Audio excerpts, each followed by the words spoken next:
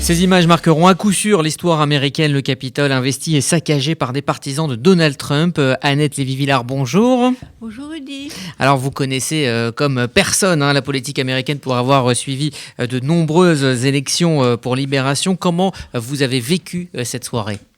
Je vous raconte ? Ah bah oui. Je vous raconte tout alors. Alors j'avais prévu de vous parler aujourd'hui d'une série qui s'intitule « Un malade à la Maison Blanche » où j'avais hésité. Moi, Trump, j'ai gagné les élections.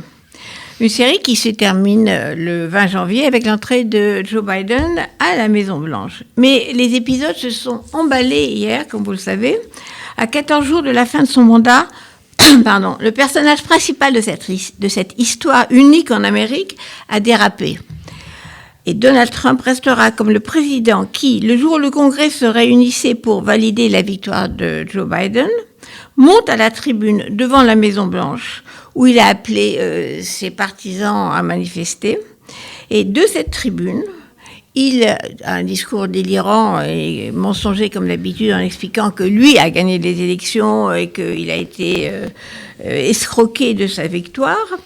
Et dans ce discours, il lance devant un prompteur, c'est-à-dire qu'il lit, c'est pas un discours improvisé, donc il lit et il hurle « Allons au Capitole, exigeons que le Congrès ne compte que les voix légales, on va gagner la présidence ». Le président des États-Unis actuel appelle donc à bloquer le système démocratique. Il incite ses supporters à la révolte contre les élus de leur pays.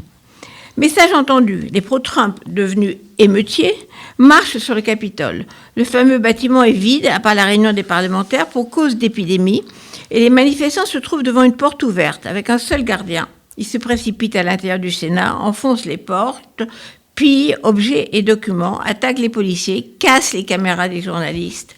Les parlementaires, eux, sont mis à l'abri, on les voit avec des masques à gaz, protégés des gaz lacrymogènes.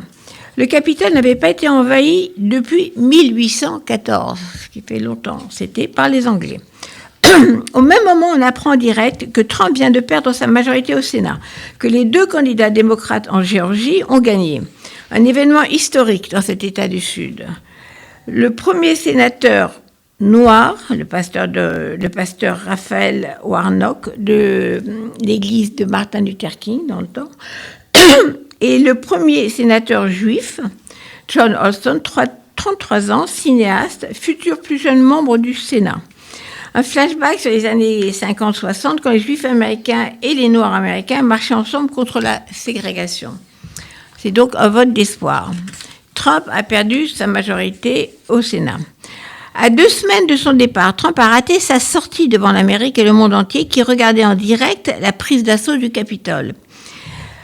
Hier, Trump a joué le petit putsch à la manière d'un dictateur latino-américain. Il risquait la destitution, la procédure d'impeachment, mais il était trop près de la sortie pour qu'une telle procédure se mette en route. Et soudain, dans les images d'émeutes et de gaz lacrymo, Joe Biden a surgi, transformé, très à l'aise dans son nouveau costume de président des États-Unis, parlant en chef d'État et en commandant en chef.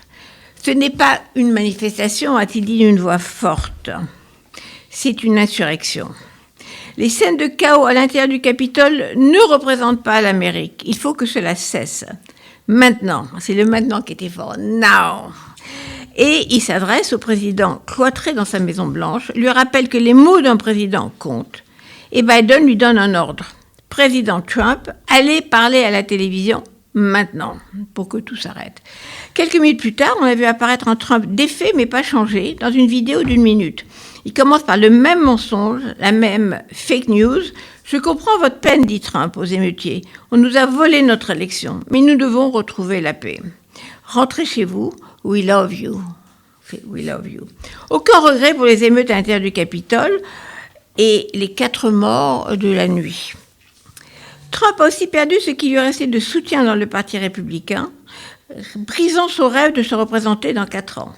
Un sénateur républicain pris au piège dans le Capitole a même tweeté dans la nuit « C'est un coup d'État ». Pourtant, le Parti républicain s'est couché devant Trump pendant 4 ans. Trump n'a cessé de diviser l'Amérique, mais en déclarant encore son amour « I love you » pour ce groupe d'extrémistes qui vient d'attaquer le sacro-saint temple de la démocratie, le Capitole, il va choquer le peuple américain, très patriote. Cette nuit, les anciens présidents ont tous condamné cet assaut contre la démocratie. Donc ce sera peut-être le début d'une réconciliation en Amérique, et même Trump vient d'annoncer au milieu de la nuit que la transition se ferait de façon correcte et organisée.